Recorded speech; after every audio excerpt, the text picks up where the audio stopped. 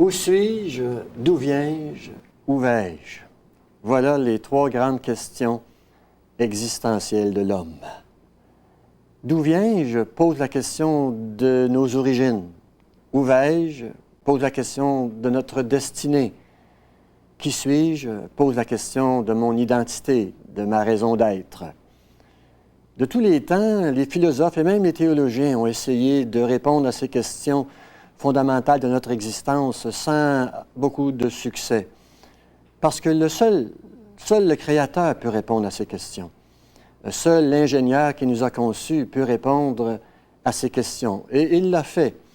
Dieu nous a parlé, il nous a donné sa parole, il nous a donné un livre, la Bible. Dans la Bible, Dieu nous révèle nos origines, notre destinée, ainsi que notre identité et notre raison d'être. C'est donc ici qu'il faut venir pour voir et pour savoir. D'où venons-nous? C'est la question la plus fondamentale des trois, parce que tout débute avec nos origines. Qui nous sommes trouve réponse dans nos origines. D'où venons-nous? Certains pensent qu'on vient de nulle part, qu'on est le simple fruit du hasard, le produit d'une évolution aveugle, que nous sommes le résultat d'un accident de parcours plus ou moins heureux. Mais comment savoir où on va si on ne sait pas d'où on vient? Et si on ne sait pas d'où on vient et ni où on va, alors comment savoir ce qu'on fait ici entre-temps?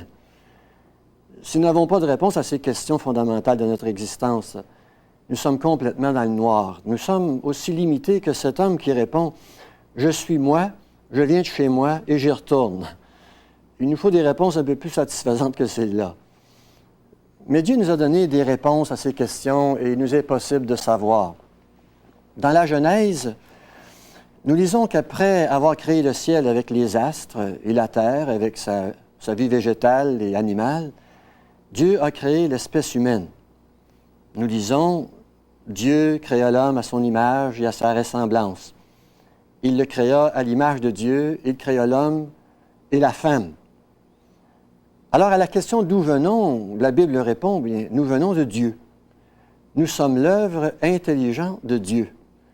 Nous sommes des créatures de Dieu. » Et à la question « Qui sommes-nous ?» la Bible répond que nous sommes des êtres à l'image de Dieu, qu'il y a en nous ressemblance de Dieu, que nous avons quelque chose en commun avec Dieu. Bien, Dieu est un être personnel, il est une personne. Et en tant que personne, il est doué d'une intelligence, d'une volonté, d'une pensée, d'émotions. Il est capable de prendre des décisions, de faire des choix. Il est également doué de la parole, il peut communiquer. Puis il est un être autonome, capable de s'autodéterminer. En plus de tout ça, il est un être moral et vertueux. Et nous, étant créés à son image, nous possédons également ses attributs. Nous sommes aussi des êtres personnels. Nous sommes aussi des personnes. Nous avons aussi une intelligence, une volonté, une pensée. Nous sommes aussi munis d'émotions. Nous avons également le pouvoir de la communication, étant doués du langage. Nous sommes également des êtres autonomes, capables de faire des choix, de prendre des décisions. Nous sommes aussi des êtres créatifs et nous sommes aussi des êtres moraux. En fait, ce sont tous ces attributs qui distinguent l'homme de l'animal et de toutes les autres formes de vie sur la Terre.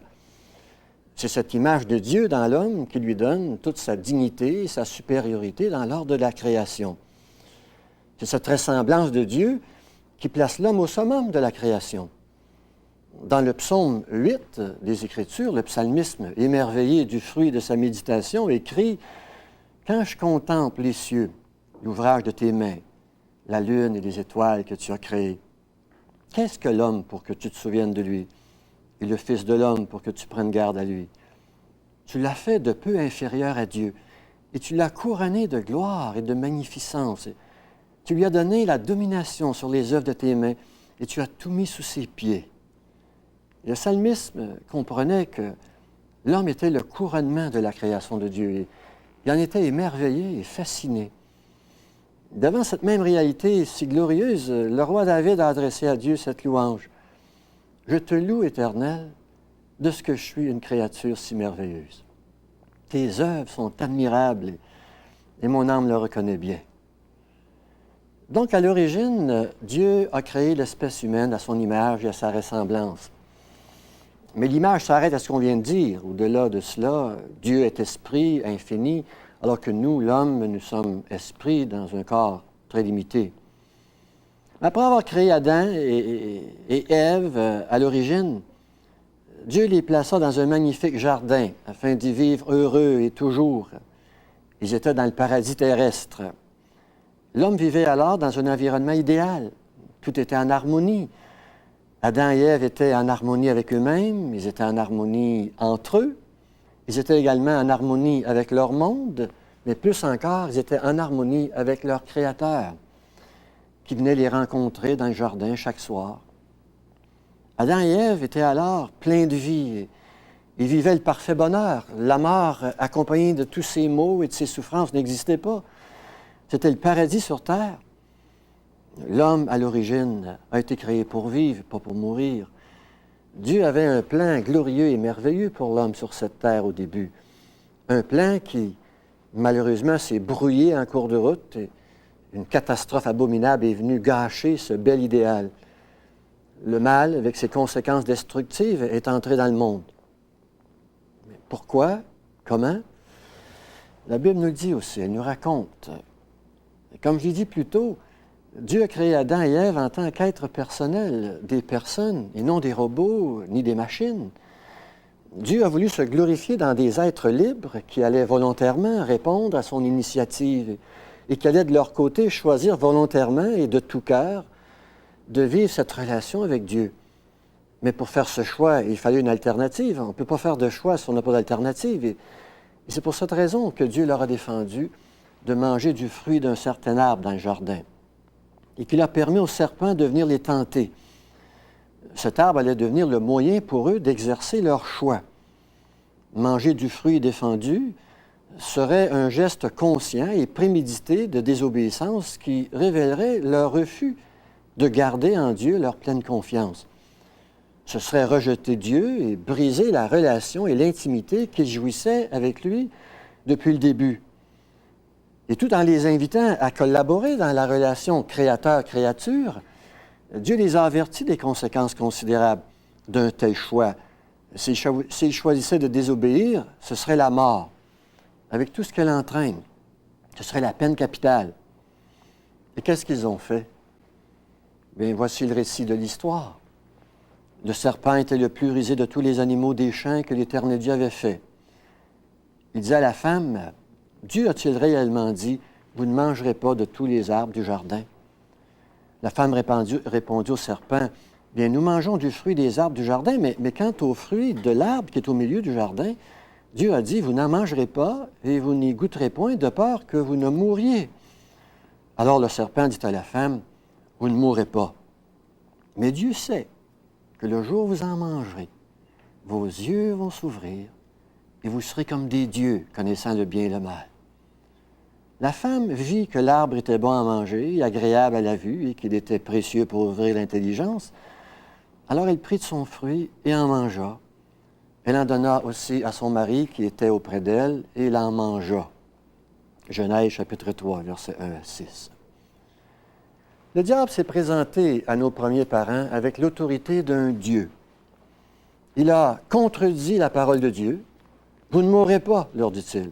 Mais au contraire, vous deviendrez vous-même des dieux. Si vous obéissez à ma parole et si vous mangez du précieux fruit, vos yeux vont s'ouvrir et vous vivrez une sorte de métamorphose et vous deviendrez vous-même Dieu. » Wow! Ébloui par une telle parole, séduit par une si agréable promesse, ils suivirent la voie du diable et mangèrent du fruit défendu. Par ce geste qui peut peut-être nous sembler anodin, ils ont changé d'allégeance. Ils ont tourné le dos au Créateur et ils ont donné au diable le droit légitime de devenir leur nouveau maître, leur nouveau Dieu. Et cela, ils l'ont fait non seulement pour eux, malheureusement, mais également pour tous ceux qui sortiraient d'eux par la suite, pour toute leur postérité future, depuis eux jusqu'à nous aujourd'hui. C'est ce jour de l'histoire, au tout début, que le diable est devenu légitimement le Dieu de ce monde. Et c'est ce jour que la mort est entrée dans le monde. Ce jour-là, l'homme a perdu Dieu Il est devenu pécheur. Et un mur s'est dressé entre l'homme et Dieu, un abîme infranchissable est venu séparer le Créateur de la créature. Et à partir de là, la destinée de l'homme a complètement changé. La vie se déplace à la mort, la vérité se déplace au mensonge, le bien a donné place au mal, le bonheur se déplace au malheur. La vie avec Dieu se déplace à la vie sans Dieu et la vie éternelle se déplace à la mort éternelle. Depuis ce jour, l'histoire du monde a été une histoire teintée de mal, marquée de guerre, de meurtre, de violence, de mensonges, de tromperie, de vol, d'immoralité, de méchanceté, de souffrance, de malheur. Les événements épouvantables du 11 septembre 2001, quoique surprenants et révoltants, ne sont que l'expression du pouvoir croissant du mal qui a marqué le monde depuis la chute de l'homme. Et croyez la Bible, le mal n'a pas encore atteint son apogée. Il y a encore pire à venir, l'histoire n'est pas encore terminée. Donc, depuis ce jour où nos premiers parents ont tous péché, c'est-à-dire ont péché, eh bien, tous entrent dans le monde depuis sans Dieu, avec une nature déchue, sous l'emprise du mal, et tous en sortent sans Dieu pour une destinée éternelle, malheureuse, à moins qu'en cours de route, ils soient sauvés. Du début à la fin, la Bible est porteuse d'un message de rédemption et de salut. Dieu n'a pas abandonné les hommes pour autant. L'amour de Dieu n'a jamais cessé de poursuivre les hommes. Le cœur de Dieu n'a jamais cessé de battre pour notre monde et pour nous, malgré nos fautes et notre indifférence envers lui. Son amour l'a même conduit jusqu'à nous. Il est venu en personne sur cette terre dans une mission d'amour et de salut. Jésus-Christ était l'expression de l'amour infini de Dieu pour nous. Un des plus beaux versets de la Bible nous exprime admirablement cet amour. Dieu a tant aimé le monde qu'il a donné son Fils afin que quiconque croit en lui ne périsse point, mais qu'il ait la vie éternelle. Ces paroles nous parlent de destinée. Nous périssons, nous allons vers une éternité horrible sans Dieu. Mais Jésus est venu changer cette destinée. Et dans un geste d'amour incomparable, il a donné sa vie sur une croix pour nous. Il a payé le salaire de nos fautes au prix du sacrifice horrible de la croix. Et depuis là, notre salut est accompli. Les dernières paroles de Jésus sur la croix furent ces paroles triomphales. Tout est accompli. Tout ce qu'il nous reste à faire maintenant, nous, c'est de croire. Il nous faut croire en l'amour de Dieu pour nous. Il nous faut croire en Jésus-Christ, en son merveilleux salut. Il nous faut croire au point de le recevoir. La Bible dit à tous ceux qui l'ont reçu, à ceux qui croient en son nom, il a donné le pouvoir de devenir enfants de Dieu. Dieu veut changer notre destinée. Il veut également changer notre identité. Il veut faire de nous ses enfants par une sorte de nouvelle naissance spirituelle. Il veut nous accorder la vie éternelle. Il veut faire de chacun de nous des fils et des filles dans sa maison. Il veut nous accorder une destinée éternelle qui soit glorieuse et heureuse dans sa présence et un sort sur terre qui soit encore beaucoup meilleur. Mais il y a une condition à cette bonne nouvelle, une seule condition. Il faut croire en Jésus. Il faut le recevoir dans son cœur par une foi sincère. Il faut lui donner sa vie.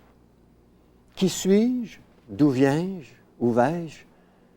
Toutes ces questions trouvent leur réponse en une personne unique, Jésus-Christ, qui a dit, en vérité, je vous le dis, celui qui écoute ma parole et qui croit à celui qui m'a envoyé a la vie éternelle et ne vient point en jugement, mais il est passé de la mort à la vie. Cette merveilleuse parole, elle est pour vous. Elle vous offre une nouvelle identité et une nouvelle destinée. Elle vous est offerte gratuitement. À vous de la recevoir. À vous de croire.